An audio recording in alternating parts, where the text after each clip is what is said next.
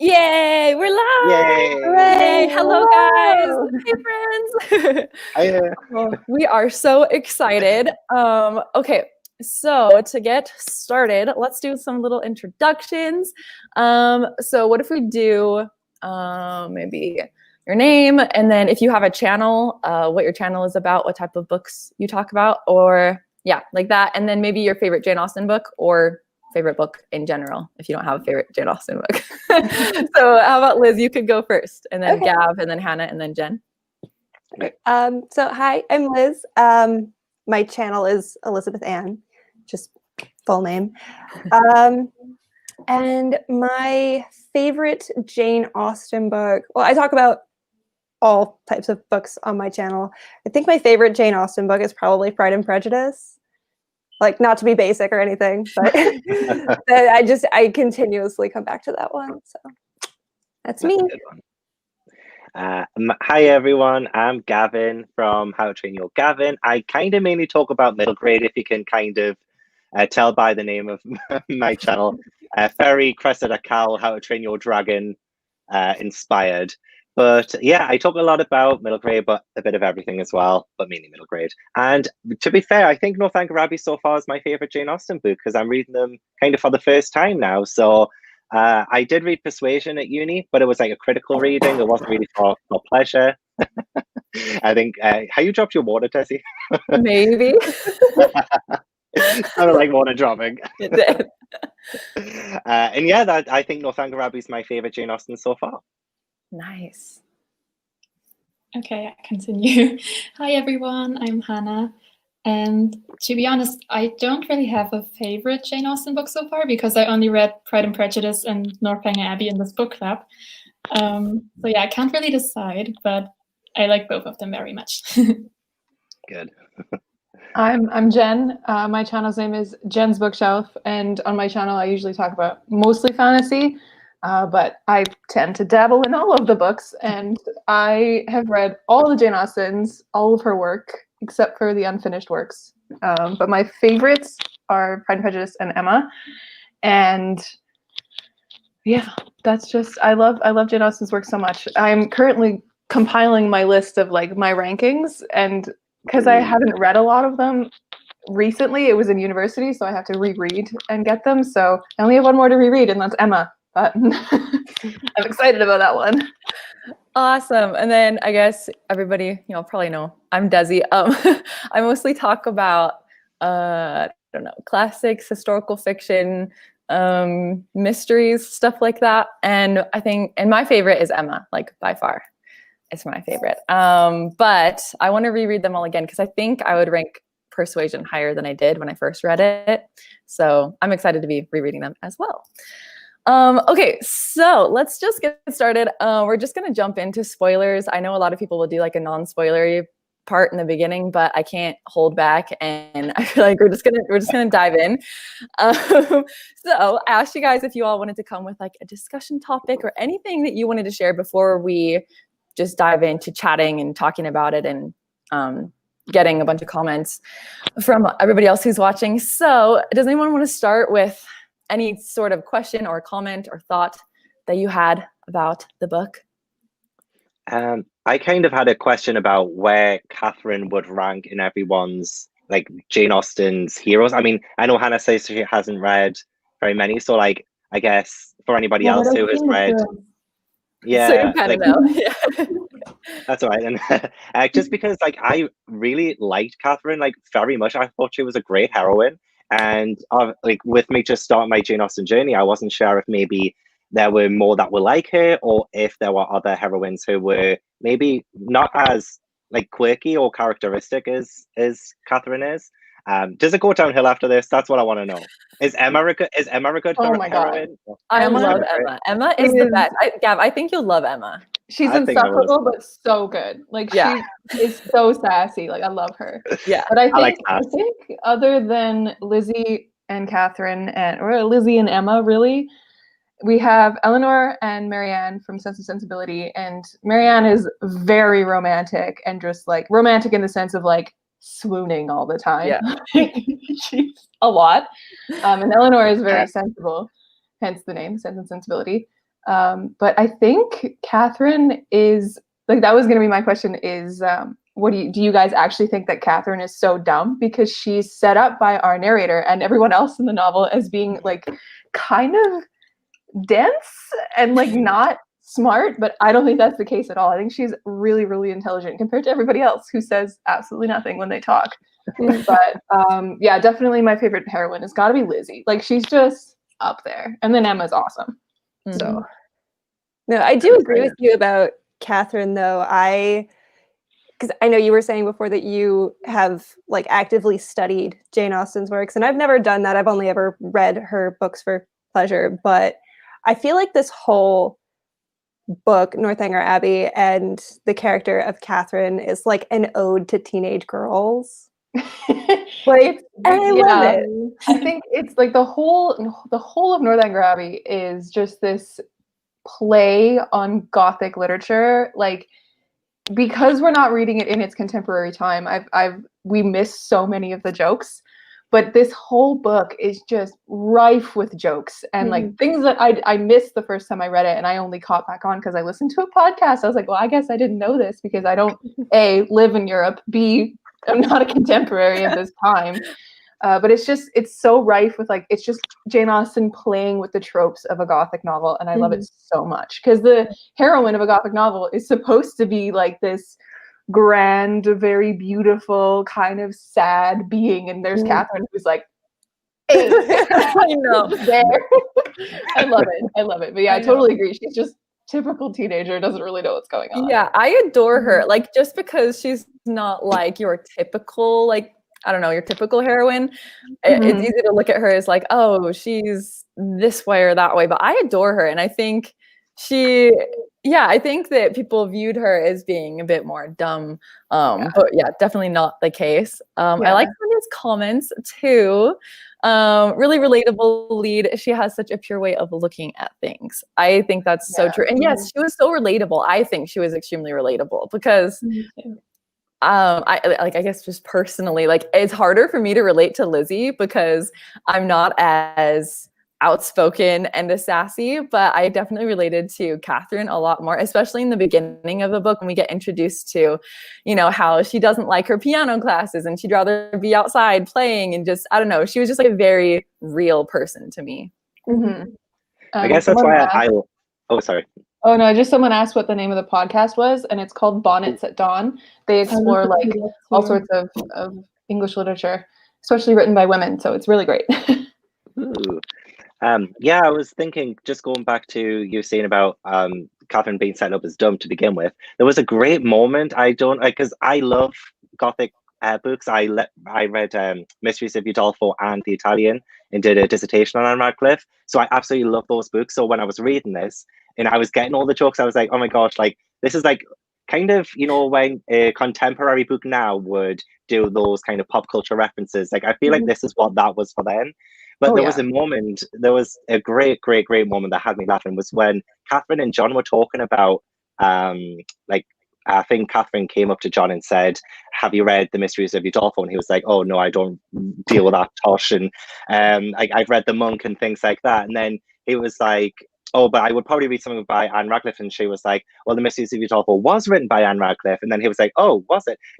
She made him look really dumb, like, in front of him. So I feel like that was a great role reversal. For like, she knew more than the male lead kind of person. Like, you know what I mean? Like, she just, that was like a mic drop moment for me. I was laughing my head off at that.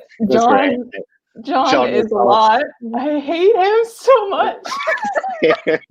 He's literally the worst. Oh, God. Yeah. He says so much, but says nothing at the same time. Yeah. I mean, that's literally everybody in this entire book, except for Catherine. But like, I also love this comment. How she says that she reminds her of Anne of Green Gables due to her imagination, which I love. I love Anne of Green Gables, and I love that. So yeah, I love this comment. Okay. Anyway, okay. So, okay. Do you guys know how to remove comments, or if I bring up? You click on it again. The whole time. Oh, I just click on it again. Oh, yeah. Thanks. Yay. Okay. Along with that, maybe we could just talk about, you know, the characters in general. and our feelings toward some of them. So I think I want to hear your guys' opinions on maybe let's do your favorite side character. So we all know Henry and Catherine, but who I always love hearing people's favorite side characters. So does anyone have like a specific side character that you liked or connected with? Because it's so easy to choose in Pride and Prejudice or like so many. But in this one, I feel like there's not as many, right? I also feel like a lot of them they're all very similar. Yeah. Mm-hmm. Yeah, you're right. I agree with that. I feel like that is kind of, again, like a play on the Gothic, because a lot of the times, like, say, like Mysteries of Udolpho, there wasn't really very many side characters in those either. And when there were, they just did the same thing.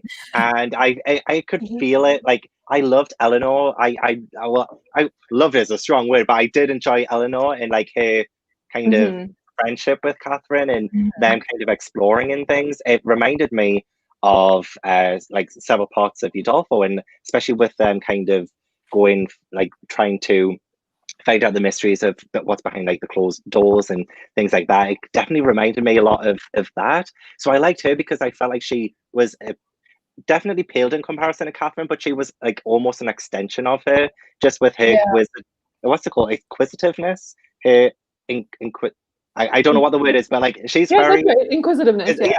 Yeah, that word. It just sounds weird when I say it. Oh, it's fine.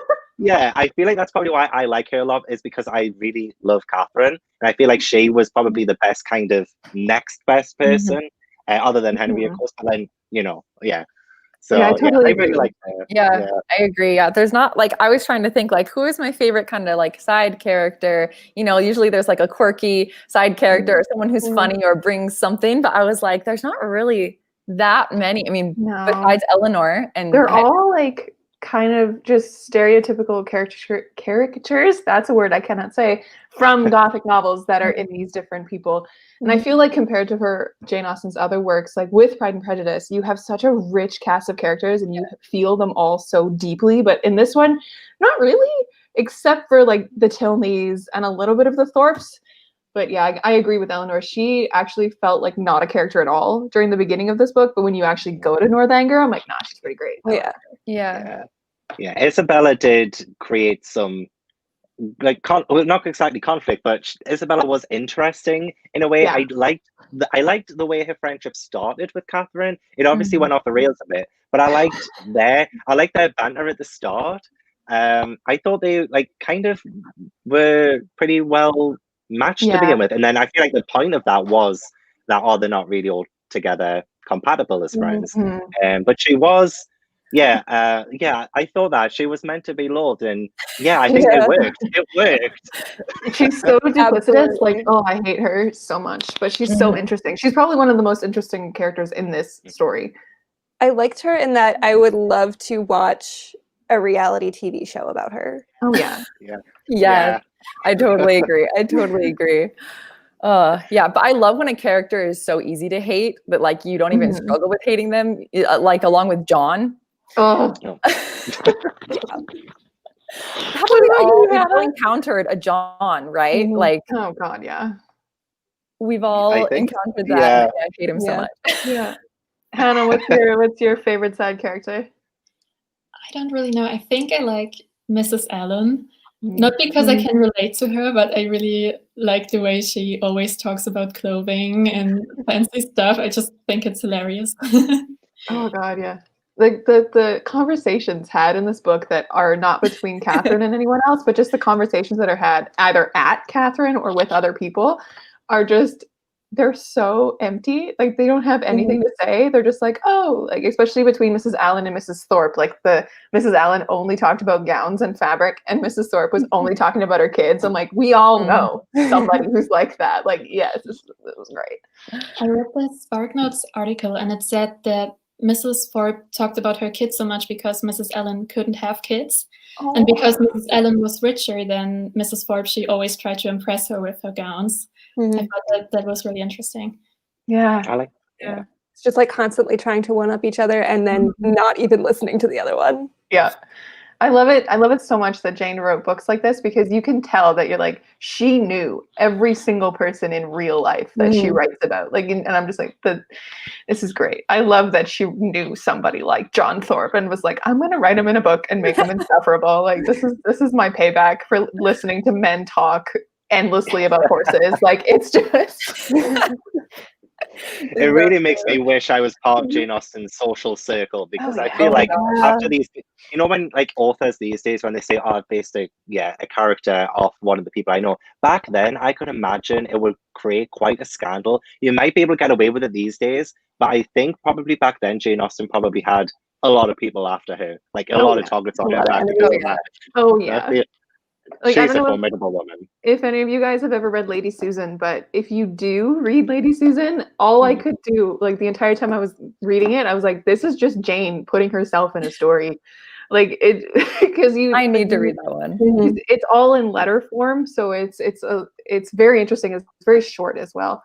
But the way that Lady Susan has a relationship with her niece in the book is the exact same as Jane Austen and her niece in real life. It is so cool. Like, I'm like, yeah, this is just Jane putting herself into a book. Like, I she love just wanted to do that. We don't want to do that, so it's all good. Yeah. Okay, awesome. Then does anyone else have a discussion question or something that you want to talk about before we just kind of like move on and chat? Hannah? Sorry. I wanted to talk about Henry. What do you think of him? I love Henry. Him and Mr. Knightley are actually my two favorites, actually above Darcy. I love Henry so much because to me, I don't know, he's like the type of guy that I kind of would have gone for. So I related to that. I just loved how he was so not, what's the word? Like how he was just like talking about muslin and how he was just like so flirty and he would joke and he's so flippant and just he's very charming. He's very charming. I find it really funny because the first scene that we meet him when he's talking to Catherine and to Mrs. Allen and he's talking about the muslin and stuff like that. The first time I read this book, I wrote in the margins, "Is he gay?" And I was like, "No, he's not. He's just really great compared to all the other Austen men that we've met. Like he's just funny." There are a few times where he does that like typical kind of almost the John Thorpe thing where he kind of patronizes Catherine a little bit, and I'm like, not cool, bro, but like he's fine. I liked his relationship with Eleanor as Catherine was getting to know them, and he would say something that was like maybe a little bit dicky, and Eleanor would be like, "Shut up! Tell her you don't mean that." Yeah, like just the sibling bond between them is fantastic, and you don't really get that a lot in the Austen world between a man and a woman. Siblings, you don't really get that dynamic where you can like kind of see that they're really laid back with each other, and I love that. That's pretty cool. I didn't know that, but I agree about, you know, like Henry being like so great, because one of the things that I liked about him was that he wasn't forced upon us to begin with as well. Like, I don't know about other Austen novels. I don't know if maybe she really like tries to like force two people together. I don't know if it's like natural or whatever, but it's kind of like we didn't really see all that much of him to begin with. So it was like we were eased into it and it wasn't like, thrown at us. So I enjoyed that. I enjoyed the flow of it, and it was like absence made the heart grow fonder. She was spending so much time with John to begin with, and I was like, oh my god, can we give him a rest? And then Henry came in and saved the day, and I was like, yes, Henry, Team Henry. You can kind of see Jane and her formulaic writing with these romances, because like with Pride and Prejudice, Darcy leaves for 6 months with Bingley. Like they're just not there, and then like Lizzie goes on a trip and whatever.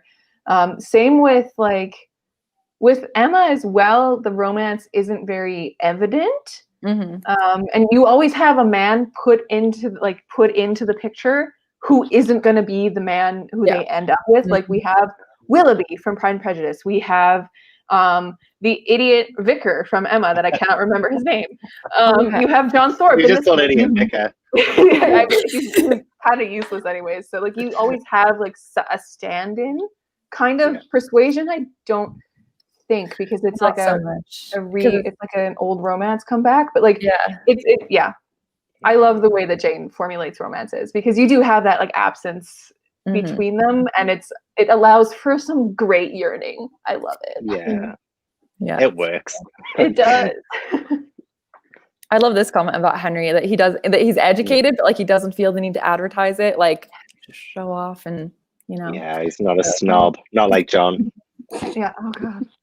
He's just the absolute antithesis of John. It's Yeah. great. I love the comparison between them, and I feel like if I was doing an Austen course, I would love to do a comparison between those two, because I'm sure there's like so many instances where might not be intentional with the characters, but I feel like Jane Austen is so deliberate with the delivery of a lot of her lines that she is setting both of them up to not exactly fight it out in like a death match or whatever, but kind of more in wit than anything else. And even though John Abbott like is more of a snob, Henry isn't, but Henry's still like on a level playing field kind of thing. But it just shows you all that matters really is the personality of the person. It doesn't matter about the qualifications, the money, anything like that. All that matters in this, maybe not in other ones, but I feel like maybe it is.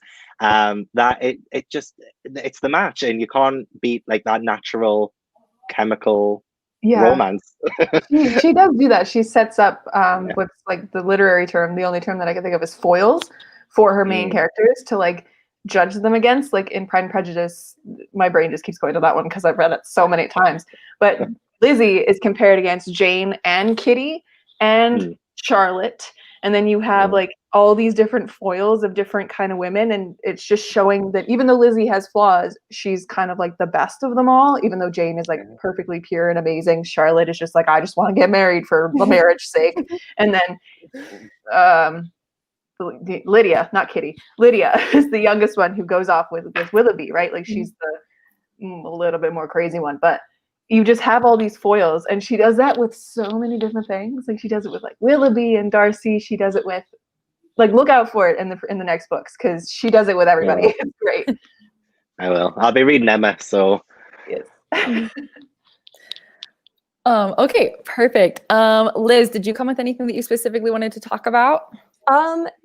It just, I mean, as I said before about Catherine, like being like an ode to teenage girls, because I haven't read this since college, so it had been a few years, and then I reread it and I was like, wow, I'm seeing so much of myself and my younger sisters in her, and I think it's just wild how Jane Austen managed to write characters that are so timeless that, like, I mean, I can imagine meeting Catherine in 2020 and just being like, yep, that checks out. Yeah. Also, like, I mean, in particular, the way she had this character totally romanticizing her life. And I'm like, I know so many teenagers who just try so hard to romanticize their life. And like, I was one of those teenagers where if I just showed up in an old Gothic house, I'd be like, there's definitely been a murder here. I still do that. I still do that.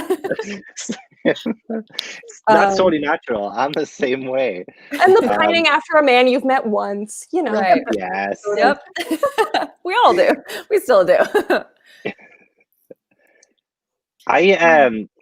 I guess because with you saying that you kind of really related to her, it was like the inquisitiveness. Again, go back to that. But I read somewhere, I don't know if it's like true or not, but I think somebody was making a essay or something on this, and that Catherine and Eleanor are kind of like the start of female detective fiction kind of thing. Like there wasn't really anything beforehand where it had like women like investigating, like actually like, you know, like I guess in Gothic fiction, like Mysteries of Udolpho, Emily's inquisitive and she wants to know what's behind the black veil and all of that, but she doesn't actually go investigating. Whereas this one was more of a determined investigation kind of thing. And I was reading somewhere that this was one of those things. So now I'm wondering, is this why so many retellings of Jane Austen books are usually like detective novels? Like, is that why, like, did the mystery start from Northanger Abbey? Like, female led? Like I'm not sure. I haven't heard of I anything never even before. thought about that, but that's a good Yeah. point.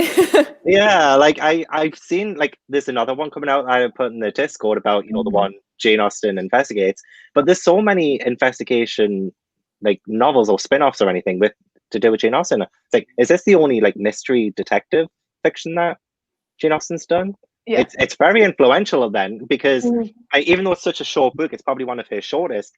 It's been quite an influence in a lot of literature that's come after it. And I find that really interesting. I love the fact that that's a thing. I Yeah. think I Never might be thought about totally that. wrong. Yeah, I Never I thought might be about totally that. wrong.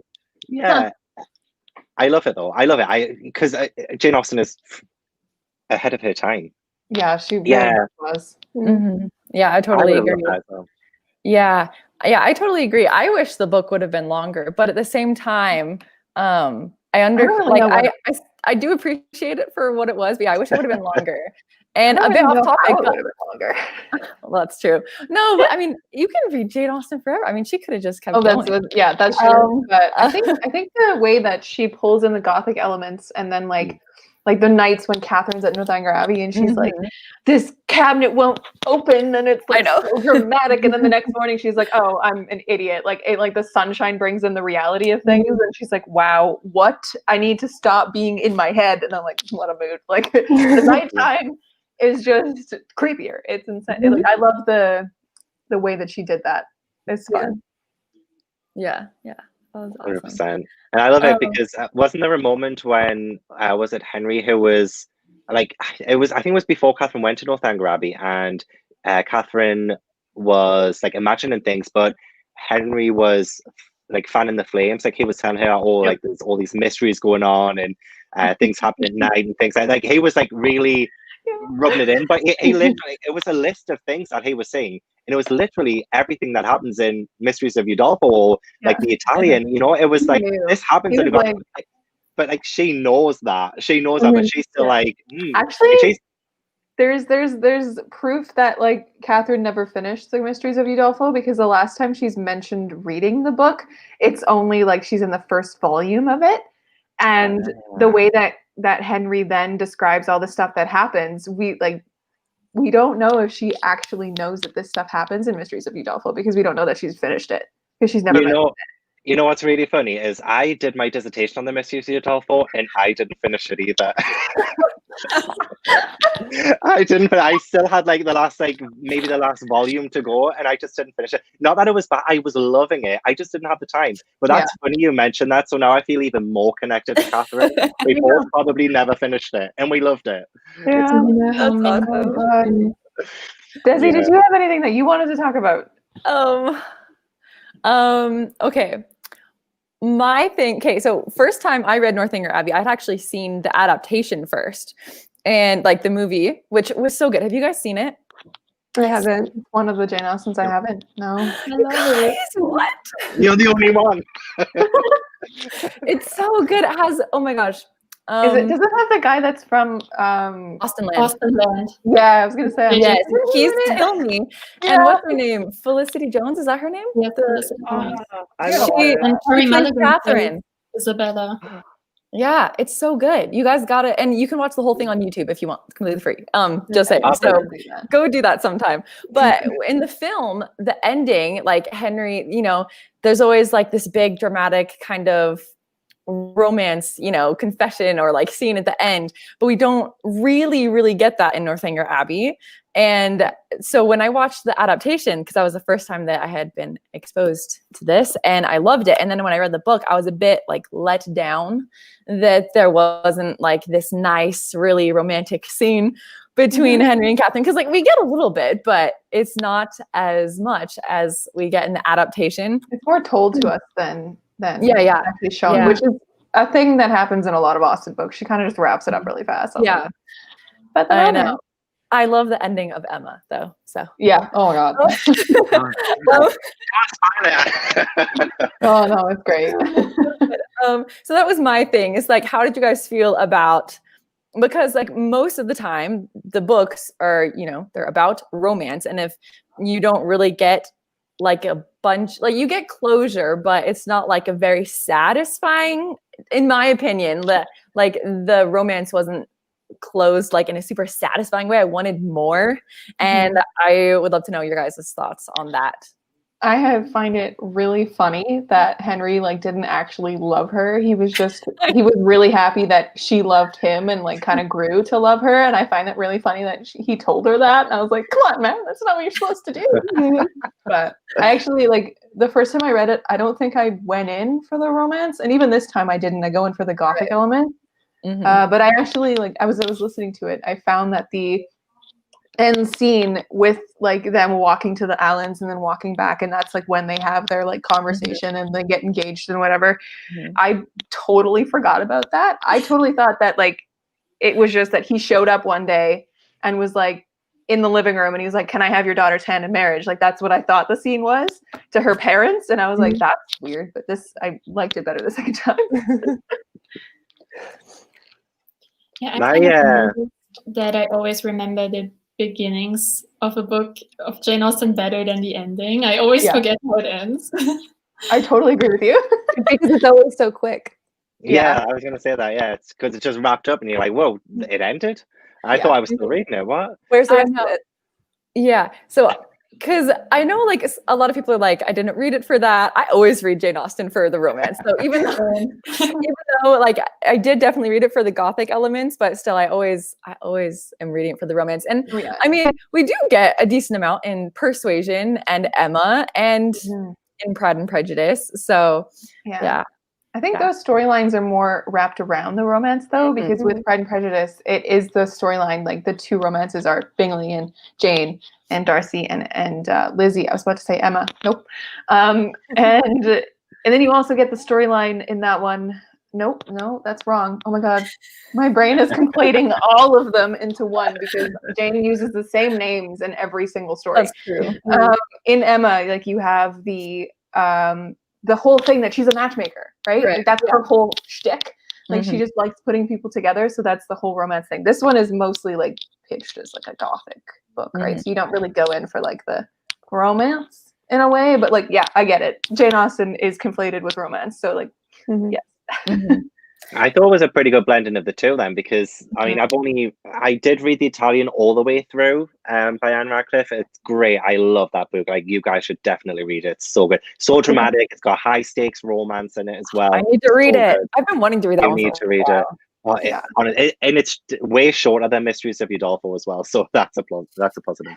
But that one I remember, I think, because there's so much going on with the story, that towards the end they do get married. Like spoiler alert, but like everybody in gothic fiction got married by the end. Like, there's a wedding at the end of every book. There's a wedding. That's just how it happened. But I think I remember that being quite a fast turnaround for the romance at the end, because it'd gone through so much together. It was just like, let's just get married, and then they were married in the next page. I kind of felt that a little bit in this one. I felt like Henry and Catherine, I mean, they didn't go through like much or anything, like not compared to other books, I guess, but I feel like they'd definitely, why waste time? Let's just do it. But I hear you though, because this was my first like Jane Austen in a while, and I was expecting a little bit more.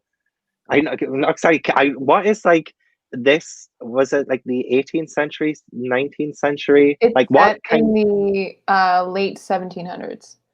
So like, what did they do? Like, what kind of like what's PG-13 there? What's rated R like back then? You know, a hand touch. Rated R. Yeah, that's PG-13. Yeah.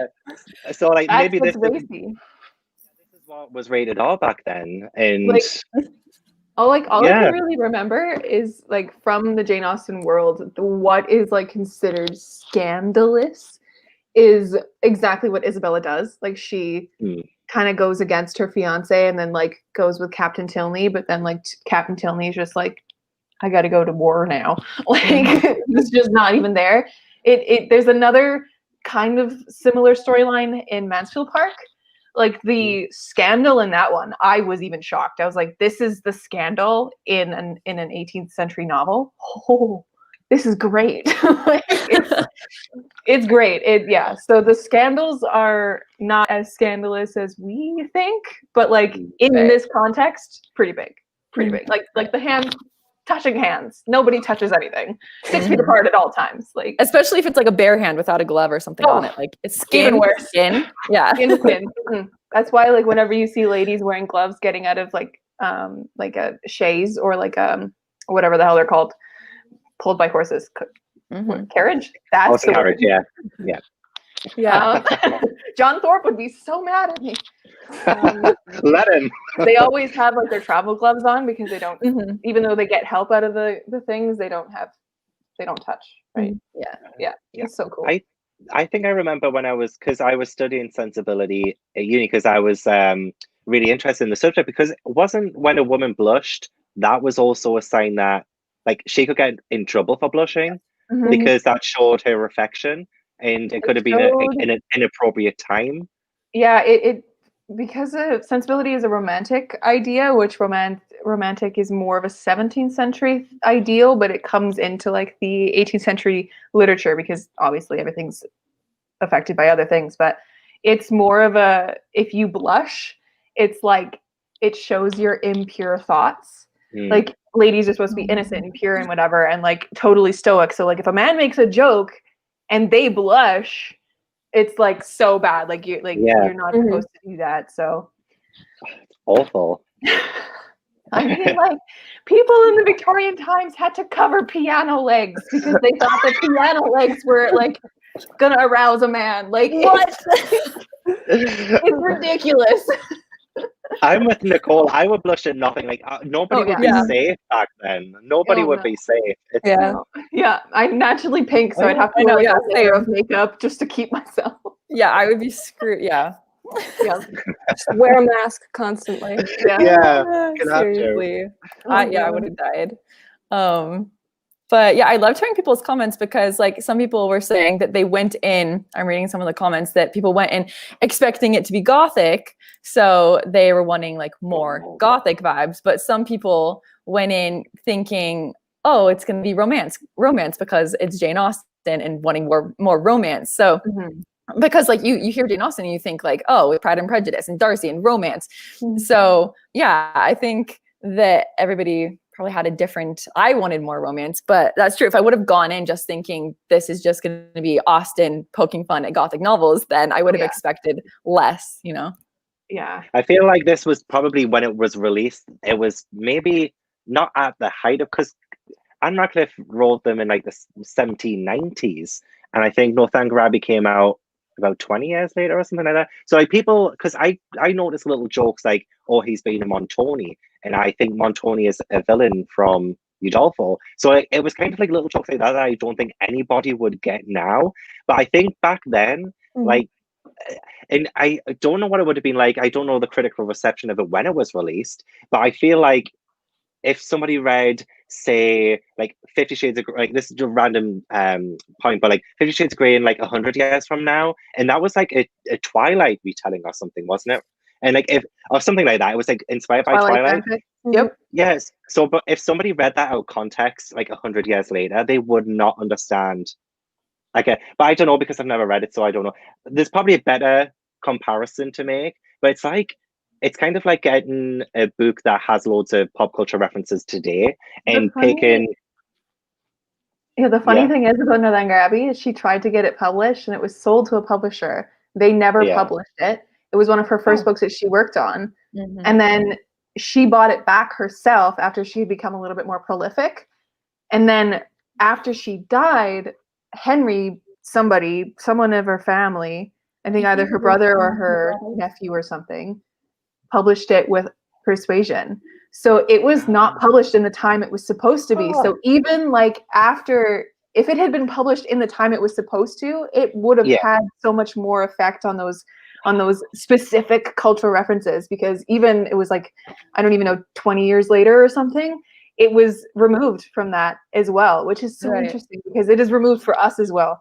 Like I was going to bring up, I don't know, like because I'm not in Europe, Blaise Castle, I did not realize that was a farce.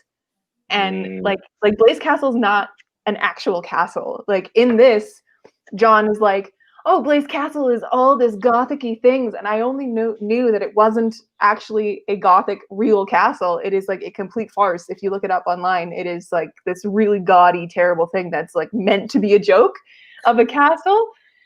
And like John Thorpe is like egging Catherine on, and I'm like, that's a joke I totally missed. So I wonder how much is actually like in here that we miss because we're just not in the contemporary. Right.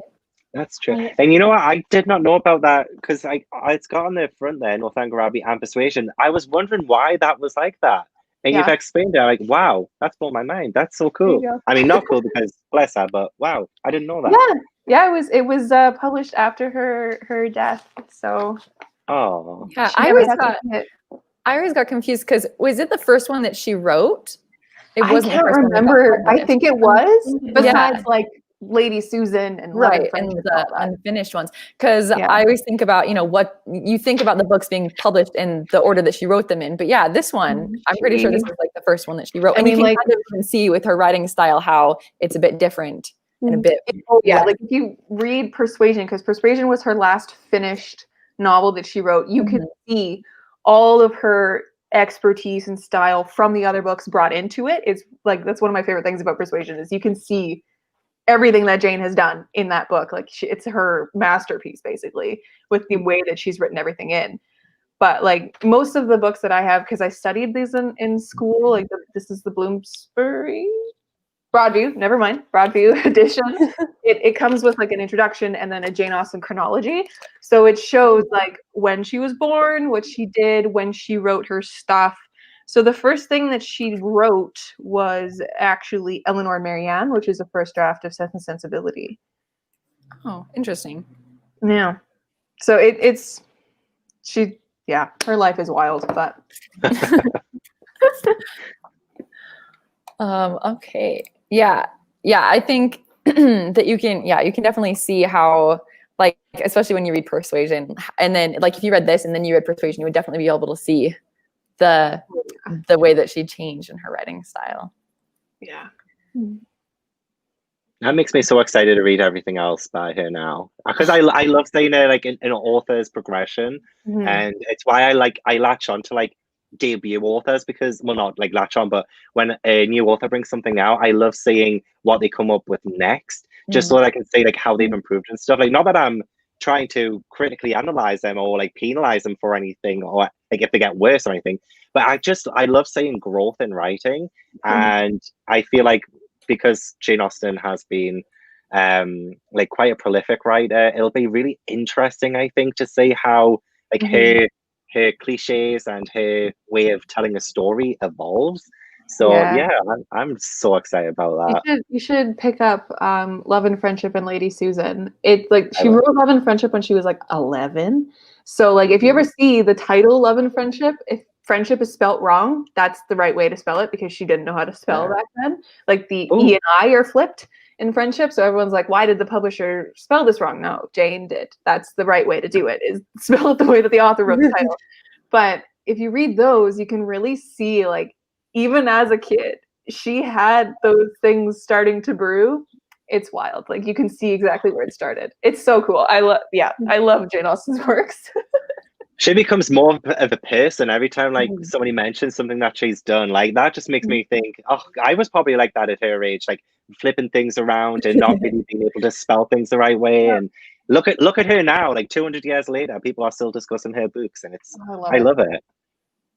They said, I think as her books go on, she becomes stronger and her points and determination comes across. Yeah, I totally agree with that. Although I do think that Pride and Prejudice is probably her best written novel. Just the way that she balances everything, which it wasn't her last book either. Excuse me. It was in the middle of her work, right? So I think that is very true with her characterization of other characters. But I think Pride and Prejudice and Emma were definitely her pinnacle, if you will. Interesting. I would love to know, how did you guys rank this one? Like, my star rating was 4.5, and also I rate classics a bit different than like I rate like modern fantasy or something. But I ranked it 4.5 stars just because the Gothic element, and Henry I adore, and I related so much to Catherine, and I just, for what it was and for what Jane meant it to be, I thought it was so close to perfect in my opinion. Yeah. Oh, sorry. Sorry. You first. Oh, I don't do like specific star ratings, but this was a very high positive read for me because I just love the satire, honestly, of everything that Jane Austen does. And so going back through this after years since having read it the first time, I was laughing out loud the whole time. Just at all of Catherine's interactions with everybody, just like, this is absolutely hilarious. I love Jane Austen's take on her own reality, and I would love to know her take on our current reality. Oh gosh, yeah. Just, like, she would be absolutely done with this. Yeah. She'd be over 100%. it. She'd be brutally honest, I think. Just judging from what I've read from her so far, I think she would be brutally honest. Yeah, that's a really good point, actually. I gave it 4 stars, but I feel like it is like literally one of my first Austen, so I feel like 4 star was my flat rating, but I feel like that could improve the more Austen I read, because again, like everything that you guys have mentioned so far, I love those parts of it as well, and I was geeking out over all the references to Gothic novels in it as well. I was just like really geeking out. It was my kind of thing. So yeah, I think the more I read, I'm going to end up changing the rating. But I did like try to listen to the audiobook as well before today, just so that I could like refresh my memory. And it was just as like a lot of moments were just so stand out and memorable the second time around, and that's like a really good sign for a novel for me, because I always end up forgetting what happened in a book.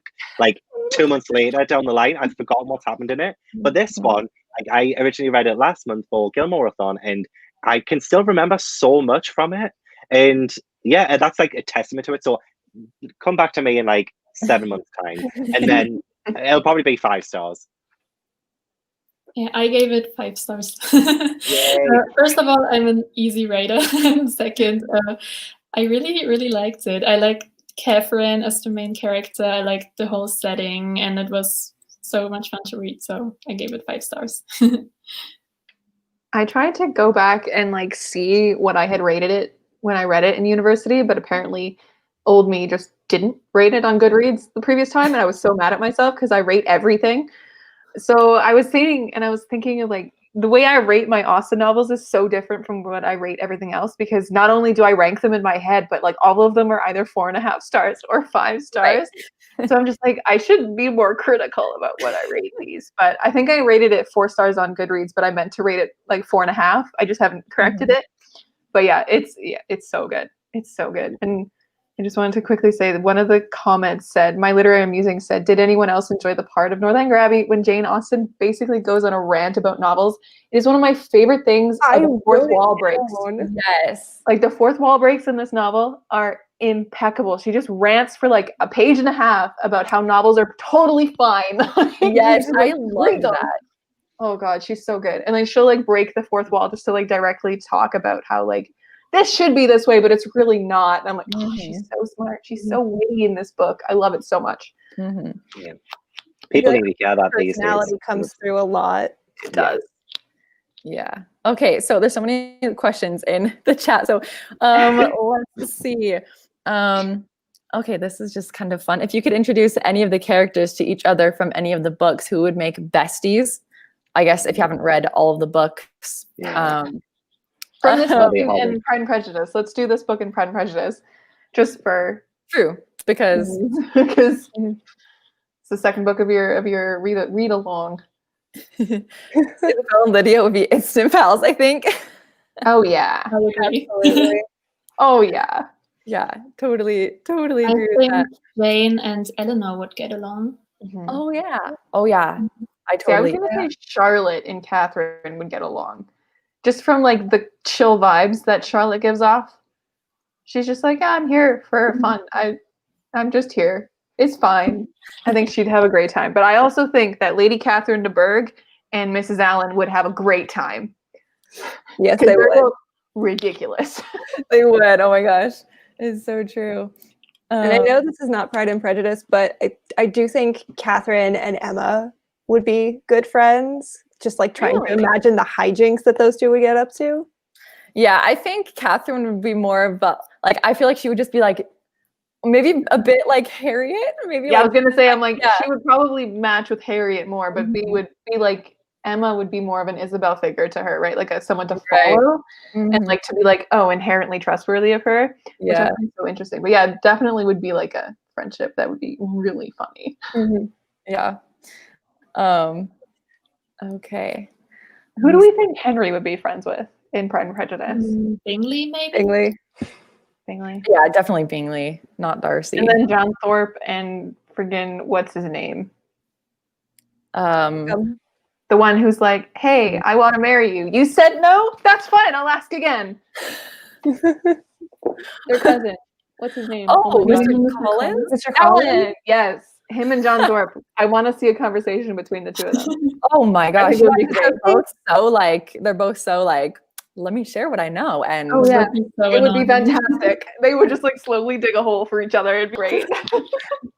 I love this comment. I want to see how Austen reacts to the Kardashians. She would take one look and go, oh no, and walk away. She wouldn't even waste her time with making a parody of them, I think. she Like she, They wouldn't be yeah, worth it. no, 100%. Or that, or like the Real Housewives. I feel like Yeah. for Jane, it might be fun trash to watch. Yes. But like, she wouldn't waste her time with that, I think. But then again, we don't know. She might actually love it. Oh my She God, might you know actually that? love it. You know that TikTok sound that's like the oh no, oh no, oh no, no, no, no, no. That one? That would be her instant reaction. Oh my gosh, it's oh, so no. true. If you guys seen, like, there's like this side of TikTok that's like just not Pride and Prejudice, but like Jane Austen stuff, and I haven't they're gone all there yet. so funny, Oh. funny. There's this one where this girl she takes Kardashian sounds, like sound clips of them, and she like dresses up as different characters like Jane or Mr. Bennett, and it's so funny. Oh my gosh, I'm gonna share it in Discord chat later. It's so Yes. funny. Yeah, I'll have to say that. That sounds hilarious. Oh God. Frenemies. Ooh. Like the That would be so amount of interesting. like, you know, when you put two like really stoic English people in the same room together. Yeah. And they're like the politeness just comes out, but it's like the kind of politeness with knives. It would be Oh that. my God. The politeness that you can choke on. Yes. Yeah. Yes. Oh my gosh, you've literally just summed up my British heritage, really. I'm sorry. It's literally what we do on occasion. Oh God. I mean, like, Desi, you would know this scene from Emma, but the one scene where Emma is just fucking rails. Sorry, I didn't mean to swear. Just rails into the really dumb person who's also with her, and she's like, maybe you should just not say. Like, you can't say anything more than 3 things, which is going to be so hard for you because you never shut up. And I was like, Yeah, she's so mean. She's so like, oh, yeah. She doesn't really says it as like a joke, and everyone else is like, like they're like crickets, and she's like, "What did I say?" oh no, I messed up. Oh no. Yeah, it'll be one of those situations. I'm in for a treat. Yes, Emma is so good. Oh my God. I can't wait. I'm so I can't excited. wait to reread it. Oh, it's so good. I know everybody's bringing up people from Emma, like Mr. Knightley, and I'm like, okay, we need to stay on topic of Northanger Abbey. We can hold back all your Emma thoughts for next time. What do you think of General Tilney, the dad?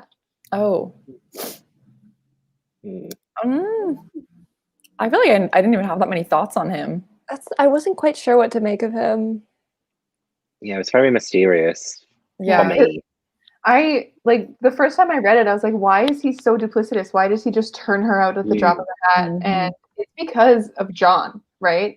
John is the reason why Catherine is so invited into these circles and then just suddenly ejected because, what was it? The Allens in like this actual real life thing, the Allens, this last name, were these really rich people who didn't have heirs. So that because John assumes, like there's like a few conversations in here where he talks to Catherine about money and the Allens. And she's like, I guess Mr. Allen's kind of rich, but like in her frame of reference, he is richer than she is, but not, Mhm. they aren't this really prolific family that actually existed. But the fact that John Thorpe believes that Catherine is going to be the heir who inherits all the money is the reason that he wants to marry her. And the reason that Captain Tilney was like, yeah, sure, you can be hanging out with my kids because you're rich. Mhm. And then when he finds out that she's not of that family and she's not rich, that's why he kicks her out. And I'm like, that is so... again, another one of those things where you have to be in that time and you have to know of these things to understand. Mm-hmm. Yeah, I didn't like him because of that. I thought he was really superficial and money oriented and a bit creepy too. I don't know. Yeah. Definitely. But yeah, you guys, if you have a chance, go listen to the series that Bonnets at Dawn has done on Northanger Abbey, because they have like experts come in to talk about Northanger Abbey and all these things like Blaise Castle and the Allens and all this kind of stuff. It's so good. Yeah, I listened along while I read the book, and it was great. I can recommend it too. Do they have an episode for every book? I think they might by now. They probably Okay. do. Or like Northanger Abbey was a few episodes because they talked about like, okay. because they did a read along with it. So they would talk about like a chunk of chapters and then have experts on and then that kind of a thing. It's really good. Like there's, I think there's 5 maybe. Okay, that'd be awesome because I would How love to can you listen listen to to them? Yeah, how can you listen to them? Are they on Spotify or? Spotify, Apple Podcasts, anywhere you can find podcasts. Bonnets at Dawn, very fun. They are very good. Okay, yeah, I need to. I think that'd be good to like listen to it as I read the books. If they have, do they have like a? Do they have one about Emma?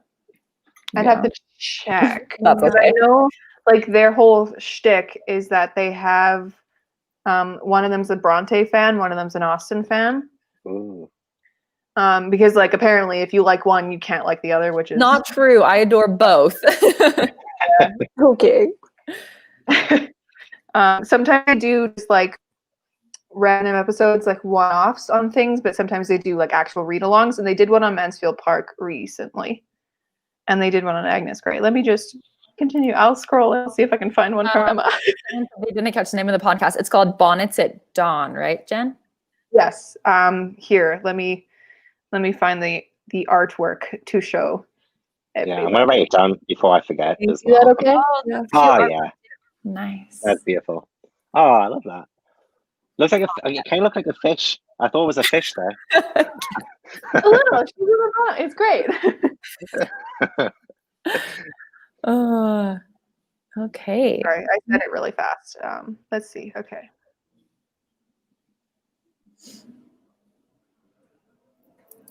I think it's about time, almost time to wrap up. Does anyone else in the comments have anything you guys want to share? I've been trying to add in as many comments as I can, but there's so many. You guys are awesome, and I love how talkative and how much you guys are sharing in the comment section. Especially for a short book as well. There's always seems to be something else too. I like a lot of the older people in the book are shallow. Is that a thing in Jane Austen's books as well? Like all the older people in the books are rather shallow. It's like a generational thing. Again, like maybe it's like the parents who are like obsessed with money and all of that. Yeah, it's definitely pretty much.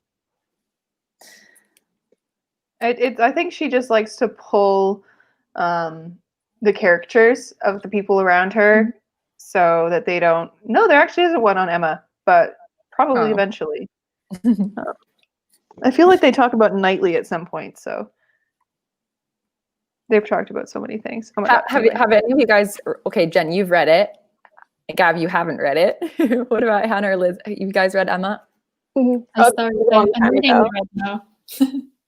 Perfect. Yeah, I'm wondering because I think the next one, right? That's your next. Mm-hmm. It's the December, January one, and I wonder how many people have read it because it is. Is it her longest one? I think Mansfield Park is her longest. Okay, yeah. Because it's up there. From the sizes of the books on the bookshelf, Mansfield Park is huge.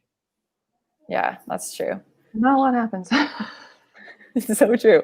A lot more does happen in Emma. I really enjoyed it, but Emma is quite long. I'm not sure if it's as long as Pride and Prejudice. I can't remember which one's longer. I don't know. I feel like when I look at it on my bookshelf, that it looks a little bit bigger, but I have different editions. So yeah, really there's so many editions of Austen books. I'm just like, Yeah. One of them, I don't know. I'm excited because I feel like not as many people maybe have read Emma because it is a bit longer. I feel like if you're going to pick up an Austen and you're not into reading all of them, you might just pick up Pride and Prejudice or Persuasion because, I mean, Persuasion is a lot shorter and it's one of like her most acclaimed, like people love it so much. So I feel like not as many people maybe have read Emma. So I'm so excited. I think a lot of people are turned off of Emma because they hear that like Jane herself was like, oh, like nobody's going to like Emma but me. And I'm like, that's a lie. I love Emma. She's great. Wishing you. I still haven't seen the film either. I think I need to. I think I need to watch the film. Film, I think is my favorite Austen adaptation. Really? I love it so much because even though it's like not entirely accurate, what they did do is so accurate. So I love it. Yeah. Love it. Yeah. Oh my gosh. I can't wait to talk because there's also like the different adaptation. There's the Gwyneth Paltrow one. So I can't wait to talk about like the different ones and people's opinions. Adaptations of Emma. But speaking of adaptations, for all of you guys who haven't watched the Northanger Abbey one, go watch that one too. Because it's a bit older and a bit less, they didn't have as big of a budget for it, but it was so good. It was so good. Tonight's movie. Yes, do it. What's his face plays Tilney so well. I just laughed the whole time.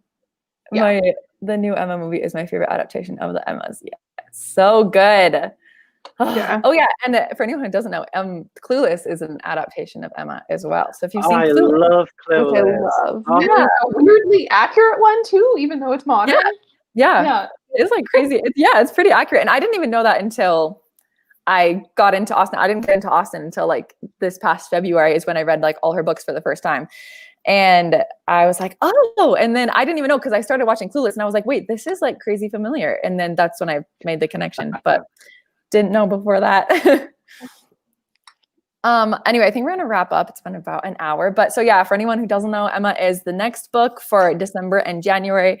And we'll probably have the live show at the end of January. I'll try not to push it into February this time like I did with Northanger Abbey. November was just a crazy month with Thanksgiving and family stuff that I had going on. But thank you guys so much for all watching this live show. And to you amazing co-hosts, to Liz, Gab, Hannah, and Jen. You guys are amazing and made this so much fun.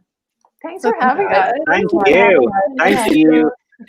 Okay, well, I hope you guys all have a fantastic Sunday, or is it Sunday for everybody? Yeah, I always get confused with time zones and like 4 hours left. Time is non-existent. It's fine. Well, I hope you guys have a great Sunday and amazing holidays, and we'll see you guys in the next live show. Bye, guys. Bye. Everyone. Bye.